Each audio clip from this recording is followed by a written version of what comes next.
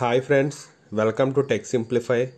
మనం కొత్తగా కట్టుకున్న ఇంట్లో వాల్స్ మీద ఇటువంటి క్రాక్స్ చూస్తే చాలా బాధగా అనిపిస్తుంది కదా ఎవరికైనా సరే.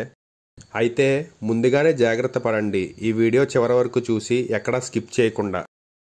ఈ వీడియోలో మనం తెలుసుకునేది వాల్స్ పైన క్రాక్స్ రావడానికి గల కారణాలు, ఇంకా రాకుండా ఉండాలి అంటే ఏం జాగ్రత్తలు తీసుకోవాలి ముందే అనే దాని గురించి తెలుసుకుందాం. మీ ఇంట్లో ఒక క్రాక్ వచ్చింది అంటే అది ఎందుకు వచ్చిందో తెలుసుకోవాలి ఫస్ట్. దీనికోసం మినిమం మీరు 6 months అయినా అబ్జర్వేషన్ చేయాలి. టైం గడిచే కొద్దీ క్రాక్ సైజ్ కనుక పెరుగుతూ పోతూ ఉంటే ఆ క్రాక్ అనేది majorly due to structural failure, అంటే ఫౌండేషన్లో ప్రాబ్లం ఉన్నట్టు. ఫౌండేషన్లో ప్రాబ్లంని గుర్తించడానికి ఇంకో చిన్న టిప్ ఏంటంటే, ఇన్ కేస్ క్రాక్ ఒక పక్క is not in level with other side అయితే అది ఫౌండేషన్ ప్రాబ్లం. ఫౌండేషన్ శ్రింక్ అవుతుంది. మీరు స్ట్రక్చరల్ ఇంజనీర్ని కన్సల్ట్ చేస్తే వాళ్ళు అండర్ పిన్నింగ్ ద్వారా ఈ ప్రాబ్లమ్ని సరిచేస్తారు. అండర్ పిన్నింగ్ అంటే జస్ట్ మీకున్న ఫౌండేషన్ పక్కన 2 piles వేసి ఆ పైల్స్ మీద ఒక బీమ్ సపోర్ట్ తోటి మీ ఎగ్జిస్టింగ్ ఫౌండేషన్ని సపోర్ట్ చేస్తారనమాట. దీనివల్ల ఏంటంటే ఫర్దర్గా శ్రింక్ అవ్వదు.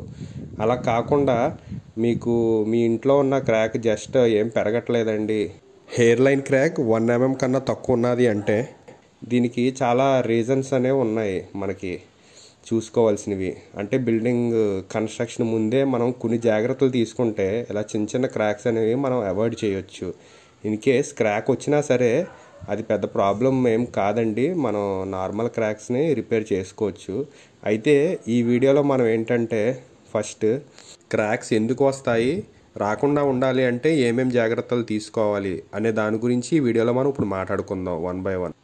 ఫస్ట్ పాయింట్, వాల్ బ్రిక్ వర్క్లో ప్రతి 3 అడుగులకి మనం 2.5 ఇంచుల సీసీ బెడ్ అనేది వేసుకోవాలి. ఒంటి బెడ్ గోడ అయితే మాత్రం కంపల్సరీగా ఈ ప్రాసెస్ అనేది చెయ్యాలి. ఎందువల్లంటే ఇన్ కేస్ మనం వాడే బ్రిక్స్ ఏమన్నా శ్రింకేజ్ అయినా సరే ఈ మనం వేసుకునే సీసీ బెడ్ అనేది క్రాక్స్ రాకుండా ఆపుతుంది మనకి. సెకండ్ పాయింట్, ఇంటి బయట వైపు ప్లాస్టింగ్ చేయిస్తున్నట్టయితే ఎండ తగలలేని టైంలో, అంటే బ్రిక్ వాల్ నార్మల్ టెంపరేచర్లో ఉన్నప్పుడు చేయండి.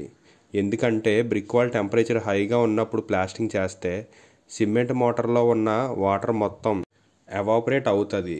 దానివల్ల సిమెంట్ సరిగ్గా సెట్ అవ్వక క్రాక్స్ అనేవి వస్తాయి.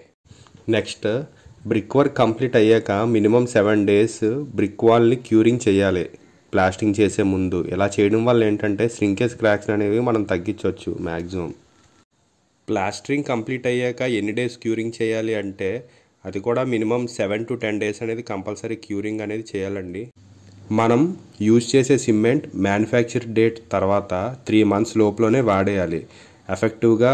ఇంకా మనకి మంచి స్ట్రెంత్ ఉండాలి అంటే మ్యాక్సిమం పీపీసీ సిమెంట్ యూజ్ చేయండి మంచి రిజల్ట్స్ కోసం. పీపీసీ సిమెంట్ అడ్వాంటేజెస్ కోసం నేను ఒక వీడియో చేశాను, చూడలేని వారు ఎవరైనా ఉంటే ఆ వీడియో చూడండి, లింక్ డిస్క్రిప్షన్లో ప్రొవైడ్ చేశాను.